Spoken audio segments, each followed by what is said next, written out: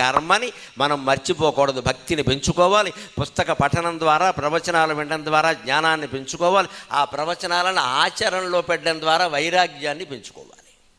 అప్పుడు ఏదైనా సరే మనం చేయగలుగుతాం. అందుకే తర్వాత ఒక శ్లోకంలో భర్తృ గారి ప్రత్యేకంగా చెబుతున్నాడు, చేసే ముందు కాస్త ఆలోచించి చేయండి, తర్వాత ఫలితం వచ్చాక బాధపడకండి. మనలో చాలామంది చేసేది ఇదే, తోచింది ఏదో చేసి పారేస్తాం.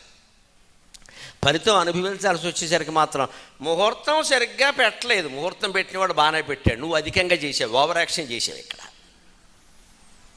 లేకపోతే సంబంధం చెడిపోయింది అనుకోండి, విడాకులు అయ్యాయి అనుకోండి, గొడవలు వచ్చి అసలు ఈ సంబంధం కుదిరిచ్చిన వాడు ఎవడో వాళ్ళ ఇంట్లో అందరికీ విడాకులే, వాడు కుదిరిస్తే ఏమవుతుంది? పిచ్చి నమ్మకాలండి మనవన్నీ ఇక్కడ. అసలు ఎదుటి వాళ్ళని ఎలా తిడదామా అని చూస్తూ ఉంటాం అంతే.